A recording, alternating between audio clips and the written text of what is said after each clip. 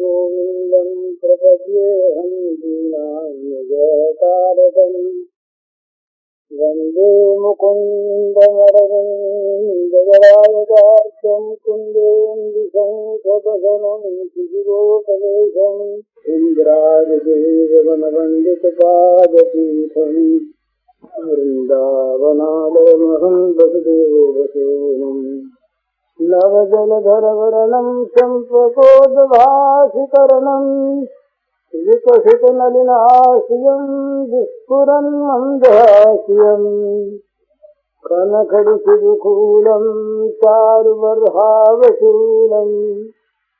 कमपि निखिलसारं नौनिगोपीकुमारम्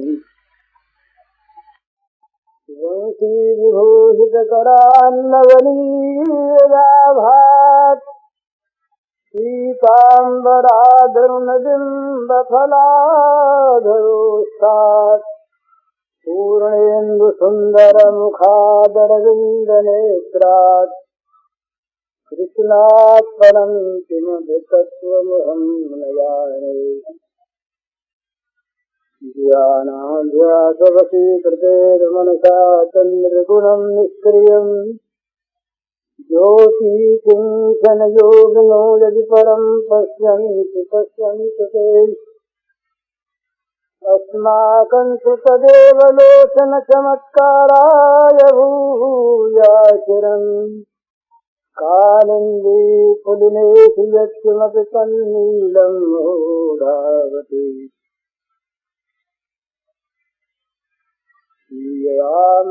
सब जगदानी करूं प्रणाम जोर जगपानी। समस्त चराचर जगत में प्राणी मात्र के रूप में अभिव्यक्त श्री भगवान के पावन चरण कमलों में सभक्त नमस्कार। जाने का समय मेरा समीप आ रहा और आप सभी का समीप आ रहा है। उस समय को दूर समझते हैं, यही भगवान से दूरी का कारण है। पर्चे बहुत से हैं, कल के 3 पर्चे बाकी है, आज 2 और आ गए। कल के पर्चों में एक तो था ये कि भगवान नाम की किस महिमा सुनाई जाए। एक दृष्टांत से पहले मैंने दिया था, किसी महात्मा सुना हुआ, वो फिर कहा जाए। दूसरे पर्चे में ये चीज थी कि विधवा माताओं का क्या कर्तव्य है, और वे अगर वे नैहर में रहना अच्छा समझती हैं तो भगवान राम और सीता को ही पिता माता मान लें, इस नैहर में रहें तो क्या अच्छा है कि नहीं। ये दूसरा प्रश्न जैसा मुझे याद। तीसरा प्रश्न था कि प्रेम में वैराग्य की आवश्यकता है या नहीं। प्रेम में वैराग्य की आवश्यकता है या नहीं। 3 तो जहाँ तक मुझे याद है, पढ़ने को मैं भूल आया, ये कल के बात है। 2 आज हैं। एक में है श्री कृष्ण का ध्यान कराओ, कल सुबह वाले पद सुना दे। और दूसरा है श्रीमती जी का श्याम सुंदर के प्रति, श्रीमती जी की श्याम सुंदर के प्रति कैसी भावना है, श्याम सुंदर राधा रानी के प्रति सखियों सहचरियों और मंजरियों की कैसी भावना है, कृपा करके सुनाओ। और एक पद है, उसका अर्थ सुनाओ। ये 5 पन्ने। तो ये श्याम सुंदर के प्रति राधा की कैसी भावना है, ये तो सुनाने की चीज नहीं है, ये तो अपने मन में दर्शन करने की चीज है। दर्शन करिए। और भगवान के ध्यान की बात ये भी लंबी चौड़ी, और कराया जाए कि नहीं कराया जाए, अपने से हो सके कि नहीं हो सके, तो ये भी असमर्थता की बात। और 3 बात दूसरी रही, उनमें कुछ कह देना उचित मालूम होता है। तो भगवान नाम की महिमा, ये जो बहुत बड़े विद्यावादी लोग हैं, वे नाम महिमा को नहीं मानते। बहुत पुरानी बात है, 1928 की। कल्याण का भगवत नामांक निकला था। मैं एक बहुत बड़े बुद्धिवादी की बात सुना रहा हूँ आपसे, जो आज के युग में बड़ा बुद्धिवादी माना जाता है, पर जिसको उससे भी आगे बढ़े हुए लोग आज कुछ पुरानेपन की बू वाला मानते हैं। वो महात्मा गांधी। तो 1928 की बात है, वो साबरमती में रहते थे। कल्याण का भगवान नामांक निकलने वाला था। ये कल्याण के दूसरे वर्ष का पहला अंक भगवान नामांक था। जमनालाल जी बजाज से मेरा बड़ा सौहार्द था, भाई भाई का नाता। तो वो और मैं, हम दोनों गांधी जी के पास गए, साबरमती गए और प्रार्थना की कि आप कुछ भगवान नाम पर लिख कर दीजिए। उसके पहले के घटना और सुनाओ में ये सुनने की चीज है। एक थे हमारे बड़े कृपालु राम नाम के आढ़तिया, पुराने लोग शायद उनको जानते होंगे, लक्ष्मणगढ़ के थे, पंडित बालू राम जी उनका नाम था। बिल्कुल बेपढ़े लिखे आदमी थे। कहीं मुनीमी करते थे पहले आसाम में, फिर उनके मन में भगवान ने प्रेरणा की कि भगवान की मुनीमी की जाए, और मुनीमी क्यों की जाए और यही आढ़त का काम किया जाए। तो उन्होंने वो काम छोड़ दिया। तो वो उनका ये काम था। पीछे तो वो क्षेत्र भी कुछ लगाने लगे थे परोपकार के काम में, पर पहले उन्होंने यही काम किया कि बही रखते थे, बड़ी सी बही, और किसी के भी पास जाते, संकोच की बात नहीं थी, प्रार्थना करते और नहीं मानता तो डांटते भी, मर जाएगा सब यहीं पर छोड़ जाएगा, हाथ वो खाली जाएगा, नरक में जाएगा, नम ऐसा कहते। तो तुकबंदी अपनी जोड़ के सुनाया करते मारवाड़ी भाषा में। मैं उन्हें संत मानता हूँ। उनको मैंने नजदीक से देखा, पढ़े लिखे बिल्कुल नहीं। उनकी बातें बड़ी अच्छी होती थी, बड़ी अच्छी, बड़ी सीखने लायक।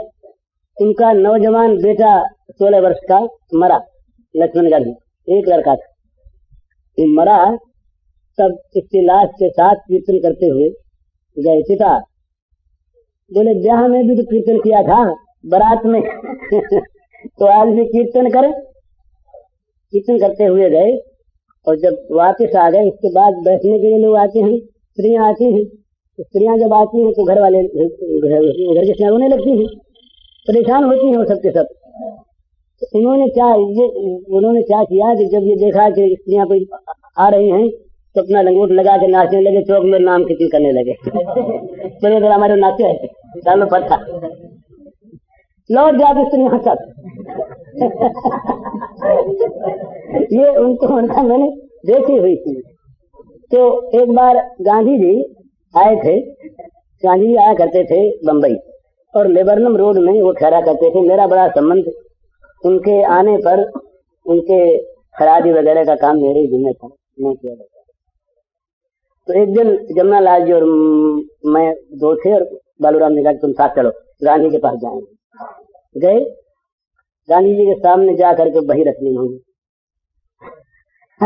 हम लोगों ने पैसे दिया, तो उन्होंने कहा तू गांधी तू भी सही कर दे इसमें राम नाम के जाप। तो गांधी जी बड़े प्रसन्न हुए, हंसे, हंस करके बोले कि भैया देखो, जब मैं अफ्रीका में था तब तो संख्या से जप करता, और अब तो मैं दिन भर जप किया करता। तो सही करके कितनी संख्या लिखूं, तो मुझसे सही मत। तो मान गए ये बात हम लोग। उसके बाद की बात है, हम लोग गए मालवीय जी के पास। मालवीय जी ठहरे थे वो राजा गोविंद लाल के यहाँ, वहां गए। मालवीय जी ने सही कर दी। उन्होंने कहा, उन्होंने इसमें ऐसा लिखा कि जब से होश संभाला तब से रोज भगवान का नाम लेता हूँ, और जब तक होश रहेगा लेता रहूंगा। ये उनके शब्द हैं। ये उनके शब्द हैं। पर आप मान सकते हैं कि महात्मा जी की अपेक्षा मालवीय जी को आप कम बुद्धिवादी मान सकते हैं, भावुक थे। तो मालवीय जी के पास हम लोग गए, लेबर में, वहाँ साबरमती, वो मैं कह रहा था। तो साबरमती में हमने जाके मैंने प्रार्थना की, महाराज भगवान नामांक अब निकलने वाला है, आप कुछ लिख कर दीजिए। तो कई बात अपने जीवन की सुना। उन्होंने ये कहा कि मैं तो राम नाम का कायल हूँ, मुझे तो गांधी रहने दिया है राम नाम में। राम नाम न होता मेरे पास तो ये जो तुम्हारे सामने पवित्र गांधी बैठा है ये नहीं रहता। इतिहास सुनाया उन्होंने, घटनाएं सुनाई। फिर कहा कि भाई ये तो बुद्धिवादियों में काम की चीज तो है नहीं। तो उन्होंने एक नोट लिख कर दिया, वो नोट कल्याण में छप चुका है, भगवान नाम। उन्होंने इसमें, मुझे ठीक शब्द तो याद नहीं, ये लिखा कि ये जहाँ बुद्धि समाप्त हो जाती राम नाम चाहे लिया जाए, चाहे द्वादशाक्षर मंत्र का जाप किया जाए, ये अमोघ है। उन्होंने कोई 10-12 लाइन लिख करके दी, बड़ी श्रद्धा प्रकट के राम नाम का। फिर मैं गया एक बार, मैं देश जा रहा था, उस समय अहमदाबाद होकर रास्ता था बंबई से, तो मैं उनके दर्शन करने गया। तो मेरे हाथ में, ये 1-2-3 वर्ष बाद की बात है, किसी काम से मैं बंबई गया था गोरखपुर से, तो मेरे हाथ में कल्याण का अंक था, उसमें ये नाम जप की सूचना छापी जाती है, नाम जप करवाया जाता है। उन्होंने ऐसे ले लिया हाथ में, देखा, देख करके इससे पूछा ये क्या है। मैंने कहा महाराज जी ये नाम जप लोगों से करवाया जाता है। तो बोले कि कितना हो जाता है। मैंने कहा 10 करोड़ अंदाज। तो बड़े प्रसन्न हुए, बोले ये बड़े कल्याण का काम है, बड़ा सुंदर काम है, पर ये श्रद्धा के साथ लेना चाहिए। मदद की बात कर, तो उन्होंने जब से वो नीचे बैठते थे, कुर्सी पर नहीं बैठे थे, नीचे छोटी सी गड्डी थी, सामने डेस्क रहता था और उसमें कागज रहते थे, और पीछे एक गोल तकिया रखता छोटा, तो तकिए के नीचे से उन्होंने माला निकाली। तो बोले देख रात को मैं भी जपा करता हूँ, तो चिपके चिपके जपता हूँ। ये सब कल्याण में छप चुका था। तो उनकी माला भी टूटी हुई थी, मेरे जेब में थी माला। तो मैंने कहा बापू ये माला ले लो। तो बोले वो बड़े विनोदी थे, तो बोले तुम मुझे माला देने आए हो, चेला बनाते हो? मैंने कहा नहीं महाराज। तो बोले मुझे माला दोगे तो इसकी कुछ कीमत देनी पड़ेगी, तब लूंगा। मैंने कहा क्या? तो बोले तुम जितना जाप करते हो उससे कुछ ज्यादा किया करो। तो माला मैंने उनको दे दी, उन्होंने ले दी। तो ये आज के बुद्धिवादियों के द्वारा भी गांधी जी सर्वमान्य हैं। ऐसे लोगों ने भी भगवान के नाम को अमित महिमा वाला बताया है, औरों के बात तो छोड़ दीजिए। और जितने भी ये निर्गुणी सगुणी जितने महात्मा हुए हैं संत संप्रदाय के, भक्त संप्रदाय के, और ईसाइयों में भी नाम जप की बड़ी महिमा है, मुसलमानों में है। तो नाम जप जो है भगवान का, ये खास करके कम से कम आज के युग में इसके सिवा के साधन है नहीं। हम हिमाकत से कुछ भी कह दें, हमने मन को वश में कर लिया और हम ध्यान करते हैं और हम ये करते हैं, ध्यान में आंख मूंद के भले ही बैठ जाए, किन्हीं का होता है उनको नमस्कार है, सब बात नहीं कहता।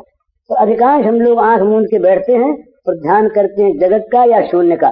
काला काला अंधेरा दिखता है और या जगत स्मरण होता है। तो ये नाम जप जो है ये सर्वोपरि चीज, साधन सरल है।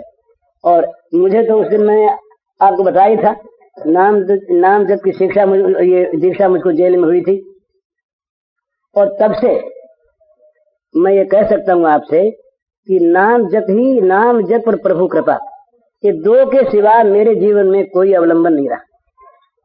जब जब लौकिक पारमार्थिक विपत्ति आई, गाड़ी अड़ी, जब जब बाधा आई, तब तक भगवान के नाम ने और भगवत कृपा ने सहारा दिया, और ऐसा सहारा दिया कि जिसकी कोई सीमा नहीं।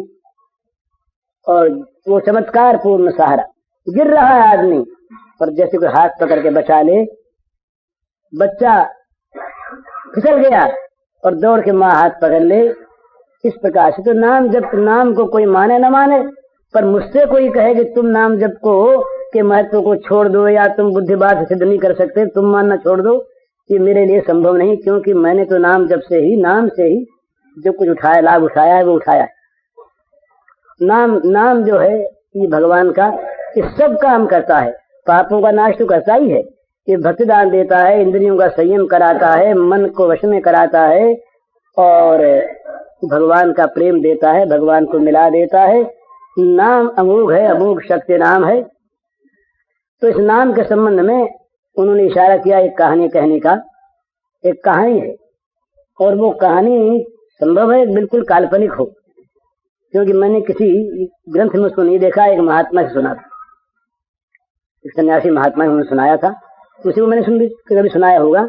दो भाई रहे गृहस्थ। बड़े भाई थे वो तो जरा श्रद्धालु थे, महात्माओं की सेवा करते थे, और छोटे भाई अपने काम काज में रहते थे, और ये महात्माओं को आना जाना उनको घर में नापसंद था। रुचि अलग अलग होती है। बड़े भाई के मन में इस बात की बड़ी एक चिंता रहती थी कि मेरा भाई ये भगवान से वंचित क्यों रहे, ये सत्संग से वंचित क्यों रहे, ये भी हम घर में आया, मैं भी घर में आया हूँ, तो किसी प्रकार से इसको मैं लगा सकूं भगवान में, तो मेरा कर्तव्य। और सच्ची बात यही है, ये जितने हम संबंधी आपस में बैठे हैं, अगर सच्चे संबंधी हैं, हम सच्चे प्रिय हैं, सच्चे आत्मीय हैं, तो हमारा काम है हमारे संबंधियों को, आत्मीयों को हम भगवान में लगाने की कोशिश करें, अभिमान से नहीं, नम्रता के साथ, सेवा पूर्वक। और अगर हम उन्हें भोग में लगाते हैं, अगर उनको हम संसार के पदार्थों में आसक्ति करने वाले बनाते हैं, तो उनके साथ हम बैर करते हैं, उनका हित नहीं करते, कर्तव्य का पालन नहीं करते। तो बड़े भाई की ये इच्छा थी कैसे छोटा भाई मेरा भगवान में लगे, पर वो बात नहीं सुनता। तो एक महात्मा आए, एक महात्माओं की जमात आई कोई, तो उसमें बड़े अच्छे महात्मा रहे, उनके साथ बहुत से साधु। तो ये बड़े भाई एक दिन उनके यहाँ गए, तो जा करके बोले, महाराज हमारे यहाँ छोटा भाई है, वो जरा भगवान में लगता लगाता नहीं, कोई उपाय करें। तो महात्मा ने कहा, भाई हम लोगों को जिमाओ।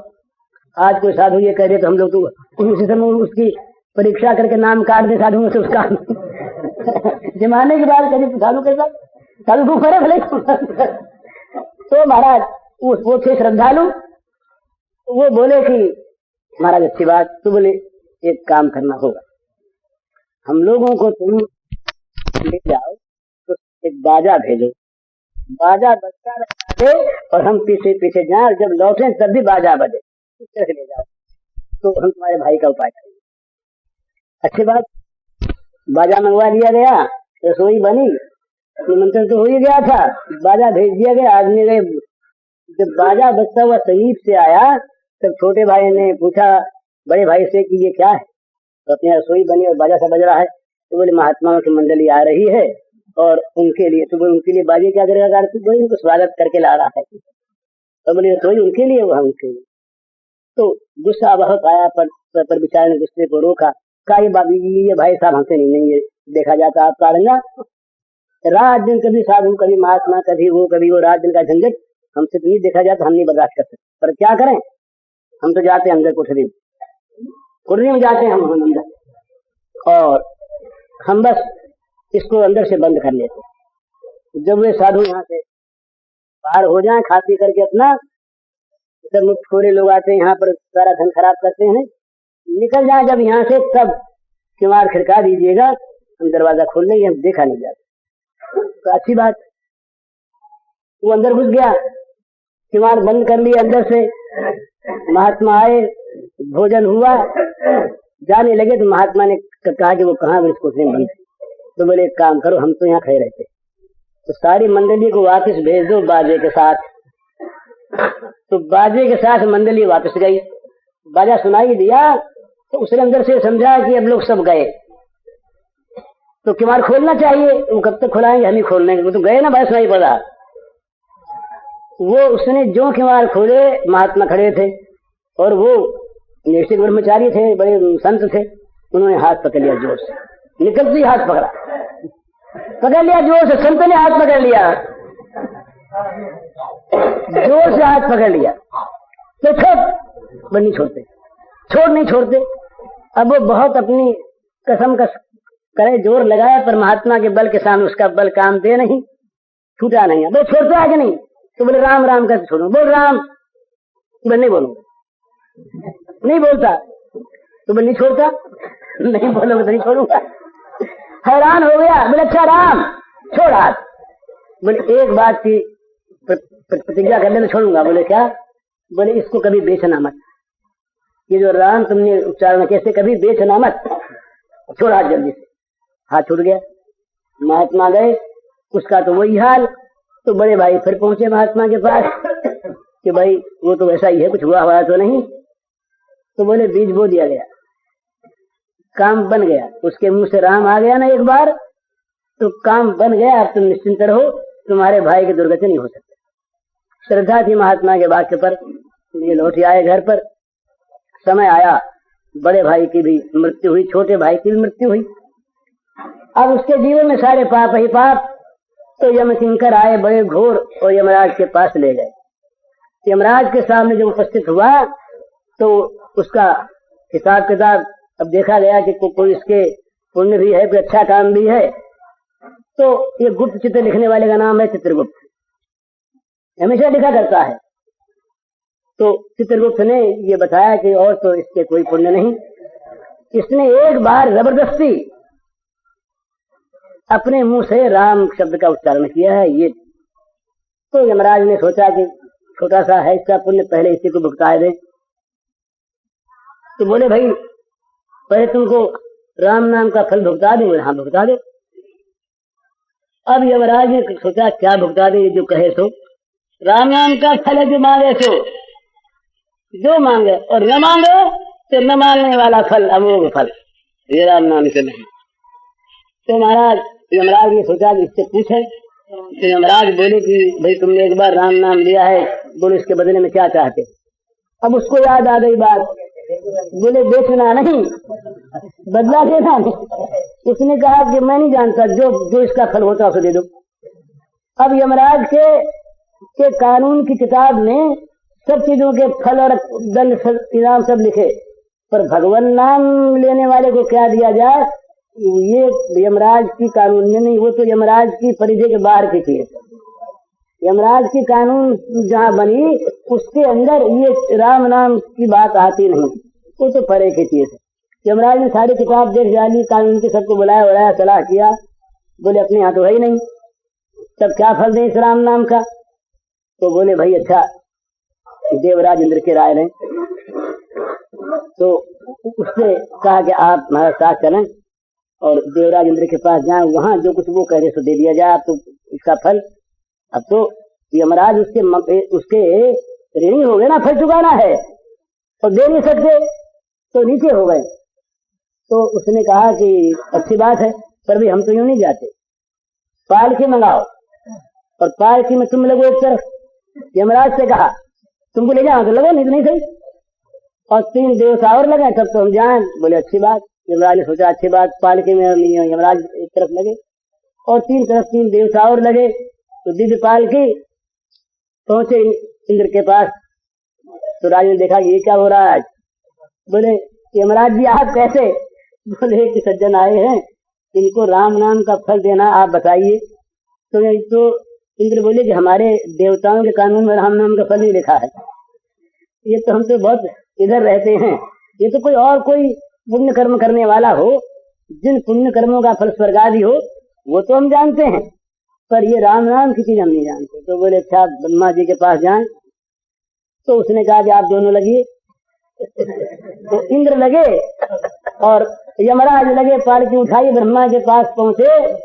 तो ब्रह्मा जी ने देखा कि ये तो आज नई चीज, यमराज और देवराज ये दोनों लगे आ रहे हैं किसी को ढोए। तो स्वागत किया, उनका भी स्वागत किया। जिसको इंद्र ढोकर कहना कोई बड़े होंगे, महाराज जरा जी क्या बात है। तो इंद्र ने कहा कि इस तरह से राम नाम का फल चाहता, राम नाम का फल आप बताइए। उन्होंने कहा कि हम तो राम नाम लेते ही रहते, 12 भट्ट बताए हैं भागवत में, ये भगवान नाम के महात्मा को जानने वाले 12 भट्ट, उनमें एक ब्रह्मा का नाम है। ब्रह्मा ने कहा हम तो लेते हैं और हमें फल वल का नहीं पता, फल तो अनंत है। बोले शंकर के पास जाए। तो तीनों लगे ब्रह्मा, इंद्र और ये यमराज। भगवान कैलाशपति के पास पहुंचे, वहां भी यही बात। वो तो कहे हम तो मग्न रहते हैं, हम तो एक ही राम नाम लेते हैं और हमें तो हजारों नामों का फल मिल जाता है, हम तो मौज से रहते हैं, हम नहीं जानते फल वल। तो बोले अच्छा फिर बोले विष्णु भगवान के पास चलो। तो 4 शिव जी ने कहा हम भी लगेंगे, वहां जाना है तो फिर हम क्यों बाकी रहें। तो चारों लगे और देव लोग वहां भगवान के वैकुंठ में पहुंचे। वैकुंठ में पहुंचे, बोले क्या बात। ये बोले राम नाम का फल चाहता है, क्या फल मिले इसका। इसको उतारो नीचे।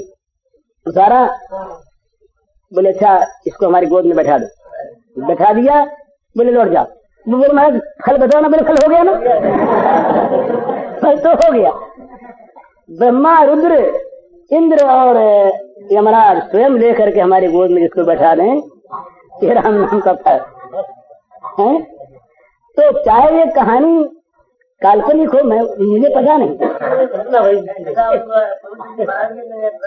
लेकिन ये चीज जहाँ तक मेरा विश्वास है ये सर्वथा सत्य है।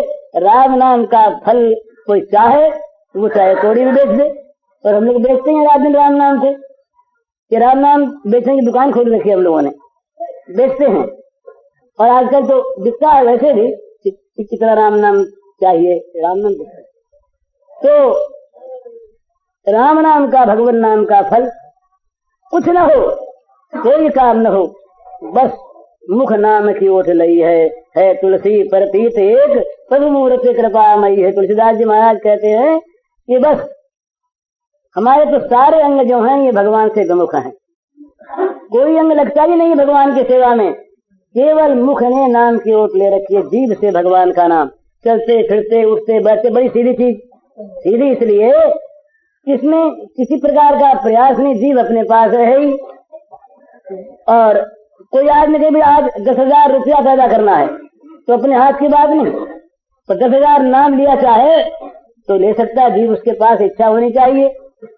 तो भगवान का नाम सीधा सरल और सबके लेने की चीज, और इसमें अमोघ शक्ति भरी। ये नाम और नामी में अंतर नहीं है, नामी ही नाम बन के आया, भगवान का नाम और भगवान में कोई अंतर नहीं। तो भगवान के नाम की महिमा तो कोई गा नहीं सकता, किसी ने गाई नहीं। वो भगवान ने, ये तुलसीदास जी ने तो बस यहाँ तक कह करके राम की महिमा को राम न सकहि नाम बोला गाया। तो इसका अर्थ तो ये, इसमें राम की महिमा ही है भाई। किसी के धन का भंडार इतना असीम हो कि जिसकी गिनती का उसे पता ना हो, तो स्वामी वही है। इसलिए जहाँ ये कहते हैं कि रामन सकहि नाम गुण गाई, वहां भी महिमा राम की है। राम अपने नाम की महिमा नहीं गा सकते, पर कितनी अमित महिमा है, कितनी असीम है, कितनी असंख्य है, कितने नाम के अपरिमित गुण हैं कि जिनको राम भी बता नहीं सकते पूरा। तो ये इसको लोग अर्थवाद मानते हैं ना, अर्थवाद ये नामापराध माना है। नाम की चीज को कोई ये मान ले कि ये तो रोचक बात है, ये तो लगाने के लोगों ने लिख दिया है, जिनसे कुछ नहीं हो। ऐसे आलसी वारसी लोग जो हैं वो अगर अपनी कमजोरी ढकने के लिए खुद पढ़े राम राम करते हैं, लोगों से कहते हैं तुम भी पढ़े रहो राम राम करो। आलसियों को बढ़ाने का, मुफ्तखोरों को बढ़ाने का तरीका ऐसा लोग कहते हैं, और कुछ है नहीं ये अर्थवाद। तो ये अर्थवाद को शास्त्रों ने अपराध माना है, नामापराध। नाम को जो अर्थवाद माने कि नामापराध, तो नाम किसी प्रकार से लिया जाए। उन्होंने रामकृष्ण परमहंस तो बुद्धिवादियों के गुरु, बड़े बुद्धिवादी रहे विवेकानंद, उनके गुरु, उन्होंने अपने वचनों में कहा है कि भाई अमृत का कोई कुंड हो, अमृत के कुंड में चाहे कोई उतर के नहा ले और चाहे भूल से गिर जाए उसको उसमें नहा ले, और चाहे कोई धक्का दे के डाल दे गिर जाए उसमें, तो जैसे अमृत के स्पर्श से वो अमर हो जाता है, इसी प्रकार भगवान का नाम मन से ले, भूल से ले, और जबरदस्ती लेना पड़े तो ले, पर जहाँ स्पर्श हो गया भगवान नाम का वहाँ जीवन पवित्र हो ही जाएगा, भगवान उसके जीवन में आ ही जाएंगे। तो बोले हम लोग तो लेते हैं, आते क्यों, आता क्यों नहीं? तो एक बात तो ये कि आ गया दिखता नहीं, ये मानना तो यही चाहिए, आ गया दिखता नहीं, जब दिखेगा तो मालूम हो जाएगा आ गया। दूसरी थोड़ी सी बुद्धिवादियों की बात है कि भाई हम नाम को बेचते रहते हैं, खोते रहते हैं, नाम खोया हुआ जाता नहीं, तो हम लोग नाम को बेचते हैं, खो देते हैं, तो नाम का जो महात्मा है ये कम हो जाता है। पर जो नाम की शक्ति है ना, वो कहाँ जाएगी? नाम की शक्ति अमोघ शक्ति है, वो शक्ति पापनाश स्वाभाविक करती ही है। अग्नि को चाहे कुछ जान के ले अनजान में उसको छुए, अग्नि की दाहिका शक्ति जला देगी ही। इसी प्रकार भगवान का नाम भूल से आ जाए किसी और बहाने से आ जाए, सांख्य चंपारिहास्यम वा शोभम हेलन मेवा, किसी प्रकार से भगवान का नाम यदि आ गया तो भगवान का नाम तार देगा। ये दो में बड़ी शक्ति होती है भला। दो संसार में दो ऐसी चीज है जिनमें बड़ी शक्ति, एक संत और एक नाम। एक नाम संत, तीसरे में ये महात्माओं ने इस प्रसंग पर बहुत खोला है। वो कहते हैं गंगा में भी ये शक्ति, ये उनमें ये अपनी शक्ति है, आत्मशक्ति। आत्मशक्ति किसी दूसरे हेतु का, भाव का आश्रय नहीं लेते। भाव हो तो फल मिले, नहीं तो न मिले। सद्भावना होने पर ये फल देंगे तो नहीं देंगे, ऐसी बात नहीं। भाव की अपेक्षा नहीं करते अपनी शक्ति वाले पदार्थ। आग से छू जाओ, आप चाहे आग को आग न मानो, पर यदि आग से छू गए तो आग आपको जला देगी। इसी प्रकार यदि संत मिलन हो गया, दुर्लभो गम्यो मोघश्च, ये नारद जी का सूत्र है कि संत का प्राप्त होना बहुत दुर्लभ, और प्राप्त हो जाए तो पहचानना बड़ा मुश्किल। पर पहचाने या न पहचाने, उसका प्राप्त होना अमोघ तो है ही, अमोघ है, व्यर्थ में जा नहीं सकता। तो इसी प्रकार भगवान का नाम किसी प्रकार से भाव कुभाव अनख आलसहु, नाम जपत मंगल दिशरसहु। भाव से, कुभाव से, अनखा कर, आलस्य से, जमाई लेते हुए, अंगड़ाई तोड़ते हुए, गिरते हुए, फिसलते हुए, किसी प्रकार पंचदश खड़े हो, किसी प्रकार से भी भगवान का नाम यदि जिह्वा पर आ गया तो ते पुस्तपस्ते जुहु ससुरारिया ब्रह्मानुचुर नाम गणंत, ये थे। बस जिसके जीभ पर भगवान का नाम नाच उठा, उसने सारे सत्कर्म कर लिए, जो कर लिए, तब कर लिए, दान कर लिए। पर ये सीधी चीज है ना, इसलिए हम लोगों का विश्वास जरा कम जमता है। कोई रोगी, बड़ा आदमी रोगी हो और उसको वैद्य कोई क्वाथ बता दे, 2-4 पैसे का क्वाथ, और हो गया कीनिया रोग नाश करने वाला ही। पर बड़ा आदमी कहेगा बोले इसमें तो ये पीपल और काली मिर्च ये लिखा है, इसमें क्या रखा है। इसको 2-3 हजार रुपए का नुस्खा लिख कर दे, बड़े बड़े इंजेक्शन डॉक्टर लिख करके दे, तब हाँ ये ठीक है, इस दवा से लाभ होगा। तो इसी प्रकार से भगवान नाम को सीधा मानकर बुद्धि कौशल जो अपने में अधिक मानते हैं, वे लोग समझते हैं कि ये तो ऐसी चीज है, इसमें क्या रखा है। पर वो तो रह जाते हैं, नाम तो लेते नहीं और बुद्धि कहीं श्रद्धा होने देती नहीं।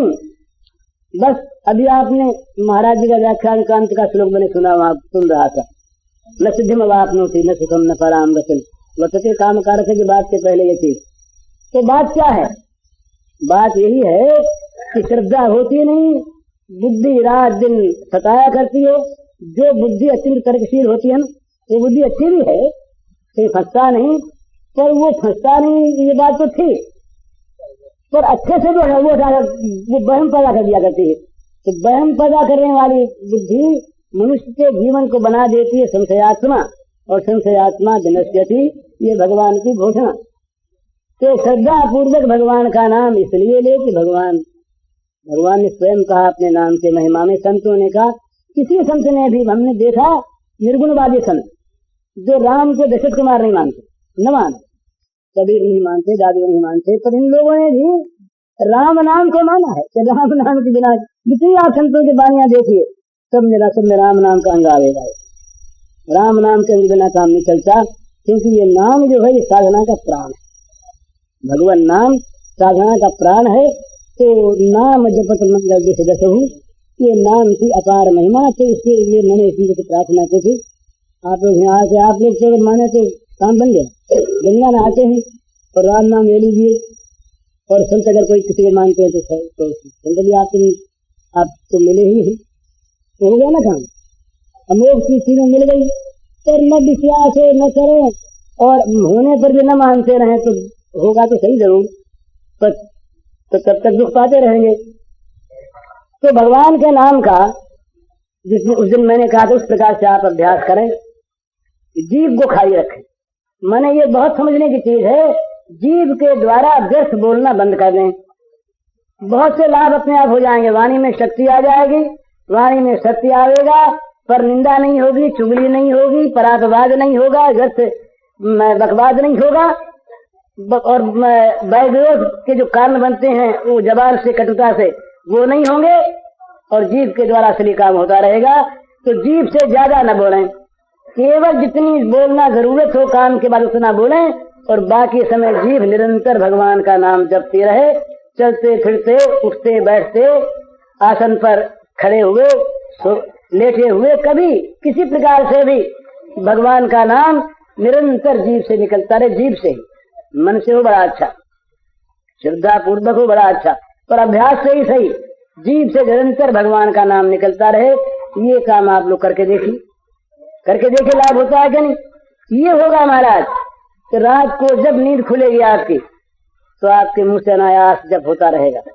बल्कि अनुभव तो यहाँ तक कहता है कि अगर रा उच्चारण करके आपको नींद आवेगी, तो नींद खुलने पर मैं उच्चारण होगा, आप राम के भीतर सोएंगे। अभ्यास की बड़ी महिमा, और अभ्यास ये तो भगवान नाम का, ये अंतःकरण को पवित्र करता रहेगा निरंतर उत्तरोत्तर। तो भगवान नाम सीधी चीज, सब लोग भगवान का नाम ले, ज्ञानी भी और अज्ञानी भी, विषयासक्त भी और विषय वैरागी भी, भगवान का नाम ने सर्वोत्तम चीज आएंगे। कहा तो है।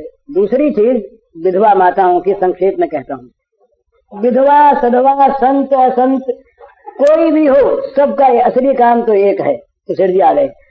असली काम है भगवान को प्राप्त करना। मानव जीवन का चरम और परम लक्ष्य है भगवत प्राप्ति। भगवत प्राप्ति ये लक्ष्य, उसके लिए धर्म अलग अलग हैं, मार्ग अलग अलग हैं, मार्गों में भेद है, भगवान की प्राप्ति में भेद नहीं। तो विधवा माताएं भी भगवान के लिए जीवन धारण करें, सधवाएं भी। सधवा माताएं कोई विषयों में प्रवृत्त होकर के भोग पूर्ण जीवन बितावे, ये उनके लिए इष्ट नहीं है। विधवा हो, सधवा हो, पुरुष हो, नारी हो, ब्राह्मण हो, चांडाल हो, त्यागी हो, अत्यागी हो, सबके लिए एकमात्र जीवन का ध्येय है भगवान। भगवान की प्राप्ति के लिए वो सब करे। तो विधवा माताओं का धर्म भी है भगवत प्राप्ति। अब ये विषय फिर कभी देखा जाएगा। अभी सुना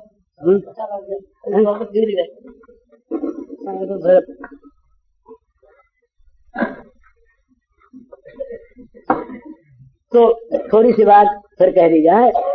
तो देखिए, दो तरह के कर्तव्य होते हैं, एक अपना और एक दूसरे के प्रति अपना। तो विधवा माताओं का कर्तव्य और विधवा माताओं के प्रति हमारा कर्तव्य, दोनों पर विचार करने की चीज है।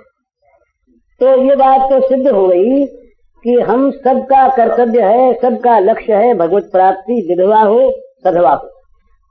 लेकिन विधवा पर ये कहना बड़ा कठिन, और मेरे सही का आदमी जो बड़ा कमजोर दिल का, ये कह नहीं सकता। जो रो पड़ता है बात बात नहीं, वो कह नहीं सकता। पर है सच्ची बात, जितना जिसके विषय कम है, जितनी जिसको विषयों की सुविधा कम है, उतना वो भाग्यवान है। हम लोगों के जो भाग्यवानी के परिभाषा है वो गलत। जिसके पास कुछ पैसा अधिक हो गया, जिसके पास संपत्ति और अधिकार अधिक हो गया, उसको हम भाग्यवान मानते हैं। पर ये चीज नहीं। सुनो उमा ते लोग अभागी, हरि तजी होई विषय अनुरागी। अह लखन सम को बर भागी, राम पदार विंद अनुरागी। तो जो भगवत चरणार विंद का अनुरागी है वो बड़भागी है, और जो विषयानुरागी है वो अभागे हैं। तो ये हम कह सकते हैं कि भाई किसी के पास भोग हैं और आसक्ति यदि नहीं है तो वो क्या बड़भागी नहीं? अवश्य बड़भागी है। तो कठिन चीज बहुत है महाराज। कनक कनक ते सोगुनी मादकता अधिकाय, वो खाए बौरात है, ये पाए बौराय। वो नशा आ ही जाता है, अधिकार का नशा, विषय का नशा। ये मैंने देखा, सधवा माताओं को मैंने देखा है, ऐसे ग्रंथ में देखता हूँ। वो सब कुछ जानते हुए भी विधवा बहू का साथ जब तिरस्कार करने लगती है तो अपने आप को भूल जाती है। गरीब, अनाथ, असहाय, इनकी जहाँ पूजा होनी चाहिए वहाँ मानव स्वभाव में कितनी दुर्बलता आ गई है कि गुस्सा इन्हीं पर निकाला जाता है। जहाँ कोई सामना करने वाला हो वहाँ तो हमारा गुस्सा दब जाता है, बदला पाने की वो भीत रहती है ना। लेकिन जहाँ हम जो कुछ भी बोले, कोई जवाब देने वाला नहीं, भले रो के रह जाए कोई, वहाँ हम ज्यादा बोलते हैं। तो सबसे पहली बात तो हम अपने कर्तव्य की बात कहें, 3 चीज याद रखें। विधवा आदमी है और हमारे समान ही आदमी है। जिस प्रकार हमें अभावों की अनुभूति होती है उसको भी होती है। जिस प्रकार हम हर तरह की सुविधा चाहते हैं वो भी चाहती है। जिस प्रकार हम सम्मान, सत्य व्यवहार चाहते हैं वो भी चाहती है, वो आदमी है। दूसरी बात, आदमी होने के साथ साथ वो दुखिया है। आदमी का आदमी के प्रति जो कर्तव्य होता है, दुखिया आदमी के प्रति विशेष कर्तव्य होता है। ये विपत्ति काल कर सतगुण नेहा, वो दुखिया है। इस समय वो विशेष रूप से स्नेह की पात्र है, विशेष रूप से आदर के पात्र है, उसका विशेष ध्यान रखा जाए। तीसरी बात, ये अपने लिए अगर ये न रखा गया तो संतप्त का जो शाप है, संतप्त के हृदय से निकली हुई जो अग्निवाणी है वो भस्म कर देने वाली होती है। इसलिए दुखी को कभी मत सताओ। 3 चीज, विधवा आदमी है, विधवा विशेष दुखिया है, और दुखी की संतप्त वाणी भगवान सहन नहीं कर सकते, उसका दंड प्राप्त होता है और अवश्य होता है, आज चाहे हम कुछ भी करें। तो जिस घर में विधवा बहन है, विधवा माँ है, विधवा बहू है, वहाँ समझना चाहिए कि हमारे घर में एक त्यागी सन्यासी बैठा। उसको जैसे सन्यासी को विषय वासना में लगाना पाप, इसी प्रकार विधवा बहन को भी विषयासक्ति में लगाना नहीं चाहिए, ये सत्य है। परंतु हम विषयों का भोग करते रहें, हम घर में उसी के सामने नाना प्रकार के ऐशो आराम करते रहें, विलास करते रहें, और उस बेचारी बच्ची से हम ये आशा रखें कि ये सर्वथा सुखदेव का अवतार बन के बैठ जाए। ये बड़ी कठिन बात बैठती है। उस दिन मैंने बताया था, आज भी हिंदू विधवा के समान पवित्र जीवन वाली संसार में कोई स्त्री कहीं है नहीं। आज भी अंग्रेजों में भी है, यूरोपियंस में भी है, वहाँ भी त्याग करने वाली हैं, बड़ी अच्छी अच्छी देवियां वहाँ पर है, ये सत्य है। पर हिंदू स्त्री का जो आदर्श है ये और कहीं नहीं। आज भी पवित्र जीवन बिताने वाली विधवाएं बहुत मिलती, उनके जीवन को बिगाड़ने वाले तो पुरुष होते हैं। तो ये चीज एक ध्यान में रखने की है कि जिस घर में विधवा है उस घर में सन्यासी का वासा है। सन्यासी के साथ जैसे आदर बुद्धि वैसी आदर बुद्धि करो। सन्यासी के साथ जिस प्रकार का पूज्य भाव वैसा पूज्य भाव रखो, और सन्यासी को जिस प्रकार विषयासक्ति से हम अलग रखते हैं उस प्रकार अलग रखो, स्नेह से, प्रेम से। उसको अभागिन मत कहो कभी मुंह से, कभी ये मत कहो कि तू पति को खा गई, कभी ये मत कहो कि तू अभागी हमारे घर में आ गई भाग फूटी हुई, कभी ये मत कहो कि तू राक्षसनी है, पिशाचनी है। ऐसा कहना महापाप, महापाप, घोर पाप। ये बात ध्यान में रखें। हम उस जगह हों और हमको कोई ऐसा कहे, कहीं हम, एक पुराण में आया है पुरुषों के लिए ये कि जो पुरुष विधवा स्त्रियों को दुख देता है वो कालांतर में स्त्री होकर विधवा होता है और उसे कष्ट सहना पड़ता है अपार। तो पुरुष लोग भी ध्यान रखें, स्त्री माताएं भी ध्यान रखें कि आज वो विधवा हो गई होती तो दूसरे के साथ बर्ताव वो करना चाहिए जो अपने दूसरे के साथ दूसरे से चाहते हैं। आत्मन प्रतिकूलानी परेशान न समाचरित। तीसरी बात, विधवा का जो स्वत्व है, जो घर में हक है, उसका जो धन है, उसका जो हिस्सा है, उस पर कभी भी मन न चलाएं, कभी उस पर बुरी नजर नहीं डालें। वो उसका ऐसा स्वत्व है कि उस पर बुरी नजर डालने वाला, उसको खा डालने वाला ये नरकगामी होगा, ये निश्चित, इसमें कोई संदेह की बात नहीं। विधवा का धन सुरक्षित रहे, विधवा कुमारगामिनी न हो, विधवा अपमान न सहे, विधवा घर में आदर की पात्र रहे, विधवा की भी घर में सम्मति ली जाए। अपने यहाँ तो एक ग्रंथ मैंने देखा, ये लिखा है कि घर में अगर बहू विधवा हो जाए तो उस दिन सास क्या करे, घर की चाबी उसको सौंप दी। कह बेटी आज से घर की तू मालकिन रही, तू सब काम कर, मैं तेरी बताई हुई क्रिया करती रहूंगी और मैं तुझे सहायता करती हूँ। उसका तो हृदय बाग बाग हो जाता है कि मेरा घर में अधिकार, और जहाँ विधवा आई बड़ी निकाल उसको घर से। घर में न हिस्सा, इसके पैसे वो भी सारे खत्म, इसका गहना भी सारा खत्म, इसका आदर भी सारा गया, ऊपर से उसको अभिशाप मानना, उसको गाली देना, बकना, उसके माँ बाप को गाली देना, ये बड़ी बुरी चीज। ये चीज से हम बचें। विधवा का आशीर्वाद लें, विधवा का स्नेह लें, विधवा की पवित्र भावना लें, हम पवित्र होंगे। ये तो हमारा कर्तव्य संक्षेप में, इसका बड़ा विस्तार हो सकता है। और विधवा का कर्तव्य तो यही है बड़े संक्षेप में। भगवान ने ये कहना बड़ी कठिन चीज है। भगवान ने कृपा करके हमको नरक से निकालने का ये प्रयत्न किया है। नरकागार क्या होता है यहाँ पर, रात दिन नारकी चेष्टाएं होती, भगवान ने बचाया। मानव जीवन जिस काम के लिए प्राप्त हुआ था उस काम को लगने का भगवान ने अवसर दिया। भगवान कृपा, घर में बड़ा स्नेह मिलता, बड़ी सुविधा मिलती, बड़ा आराम मिलता, तो ये मन फंस जाता भोगों में, मन फंस जाता विषयों में। भगवान ने बड़ी कृपा की, स्नेहियों को हटाया, संपत्ति को हटाया, आराम को हटाया, सम्मान को हटाया, ये सत्कार को दूर किया, अलग कर दिया, सबसे नाता सबसे तोड़वा दिया। जो चीज सन्यासी तोड़ना चाहता है वो चीज भगवान ने करवा दी। भगवान ने बड़ी कृपा की। घर वाले भूले हुए हैं, ये शाप के पात्र नहीं, क्रोध के पात्र नहीं, बेचारे अपना बुरा आप कर रहे हैं। अगर हमारे साथ बुरा बर्ताव करते हैं, भगवान इन पर क्षमा करे, इनको सद्बुद्धि दे। और जहाँ, और ये एक बात है भला, ये बोले विधवा का मुंह मत देखना, मुंह देखने से अशगुन होता है। इसके दो हेतु हैं।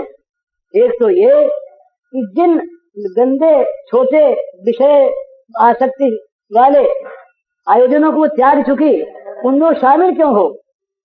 उसका मुंह न दिखाने का अर्थ ये होना चाहिए कि उस सर से ऊंची उठ गई, वो ऊंची उठी हुई वो क्यों आवे।